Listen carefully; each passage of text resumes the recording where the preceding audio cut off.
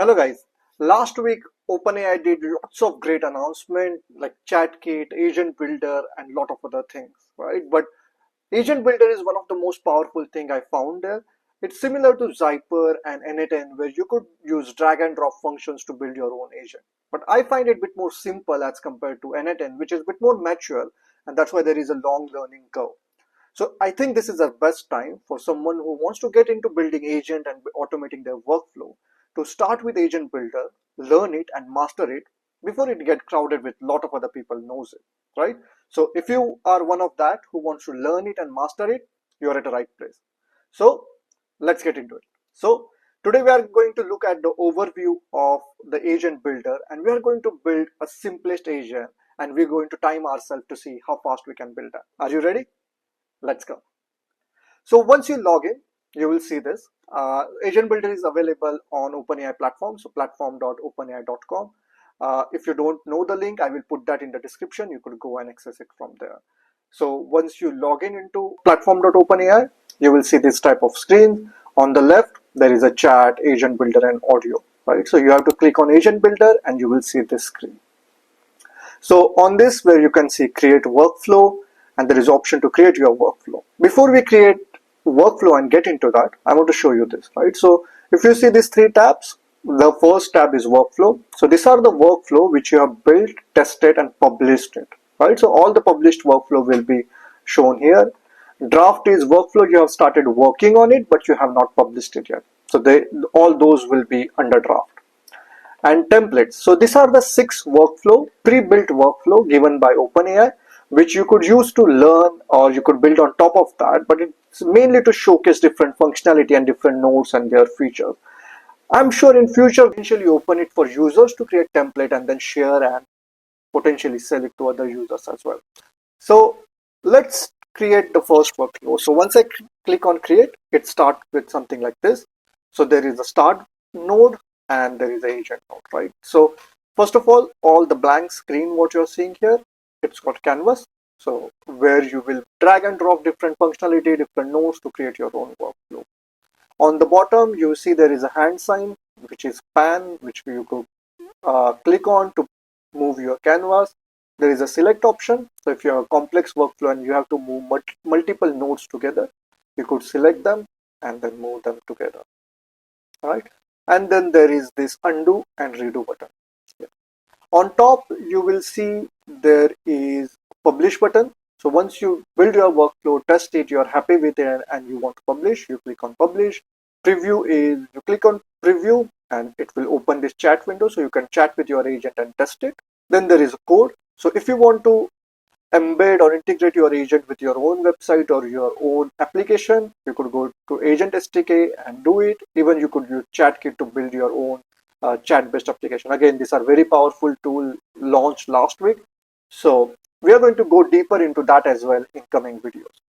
Then you have evaluate, where you could create evaluation criteria for your agent. It could be as simple as, is my agent replying politely? Or is my agent understanding all the information I am giving it to it? So all that could be add as a custom checks, and then evaluation could check that, and you could then grade it and track it. And there are these 3 dots for managing your workflow. Either you could duplicate it and reuse your workflow, you could rename them, or you could delete it.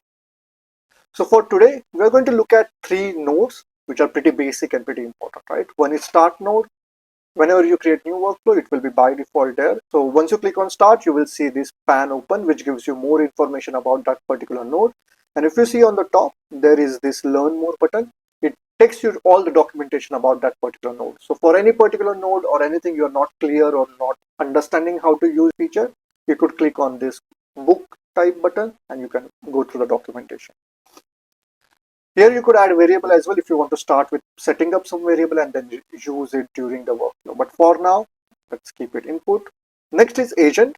So once you click on agent, again, there are multiple features for that agent. One is name. If you have multiple agent and you want to name them for clarity, you could name it based on what action they are taking or what instruction you are given it to them, right? So you could name them. Instruction is like prompt or system prompt. You tell agent what to do. It could be setting up the persona, it could be telling it instruction or telling it steps to follow. Here you also see there is option where you could add user message. again, you could add user message, and there is option to add variables. As if you use double curly brackets, you could add a variable into that. But again, we will look that in a future workflow when we are building complex workflow. For now, let's keep it simple. On top, you will also see there is option like this pen type button. If you click on that, it open this ChatGPT type window where you could put your prompt, or you could put your requirement, and it will create its own prompt. On the bottom, you will see here there is option to include chat history. There is option to select model. Again, they have given access to a lot of old models as well, but for now let's skip GPT-5. The next one is reasoning effort. So if you're building an agent for a bit more complex task, where your agent need to think more before answering, like could be health related use case or more complex math related use case, you could select like a higher reasoning effort as well. Just to remember, if you select higher reasoning effort, that means agent is thinking more before answering, means you are using more tokens. Next is tools. Each agent have access to multiple tools, right? It could be client tools through ChatKit, it could be MCP server, file search, web search, code interpreter, and even local function or custom codes as well. Again, we will go into deeper based on our use cases as we start building more workflow. And finally, output. So there are again three options for output. One is text, like chat, your basic chat functionality. You could output it as a JSON if you want to break it down into different components and use particular component or variable for your next steps in your workflow. Or even you want to take the output and use it somewhere other than this chat interface, you could go with JSON. We will look into JSON bit more in detail because that's an important one which is used in all agentic use cases. And finally, widget. So this is again launched with ChatKit, where you could create your own custom widget. Final node, which is your end node, right? So it's to tell workflow that it's finished. So it's as simple as we could have end node as simply end of workflow, or we could also have end node as particular JSON or particular schema. And finally, on left hand side, you also see notes. Notes is just sticky notes or just comments for you to know what exactly it is. So yeah, so this was the overview. Now what I want to do is I will set timer here, and I want to time ourselves, and we want to build our first agent, and let's see how long does it take to build our first agent. All right, so to start with, let's first open up and then we'll start our timer. Okay, so once you say create agent, this is what window you get, and so timer starts now. Okay, so what I want to build is, I will add note here, I want to build a AI chef agent to help users with recipes. As simple as that. Okay, so if I go with my start, if I go to my start node is as input as text, that's perfect. If I go to agent, I will name it as AI chef. I would say you are an expert chef and you help users with recipes. Okay, as simple as that. I will keep chat history on, I will keep model at GPT-5, reasoning low, no access to tool, output as text, as simple as that. And I will put end node here just to be sure, and my workflow know that it finishes here. Okay, and now let's test it first. So I want to say, who are you, just to make sure that the agent understand its persona, what instruction and task we have given it to the agent. Okay, so on the screen you could see it's highlighting here.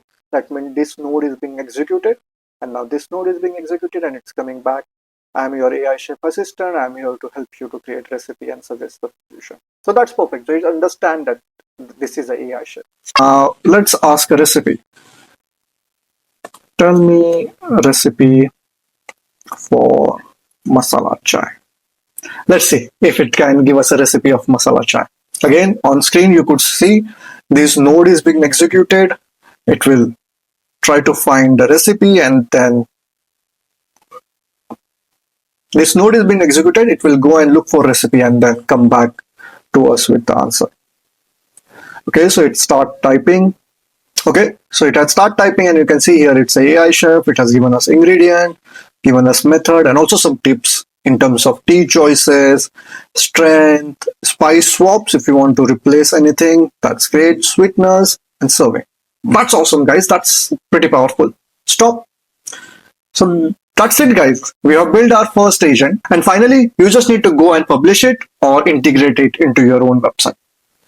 So that's it, guys. This was the overview of Agent Builder. In next video, we are going to make our own RAG agent, or you could say knowledge-based chatbot.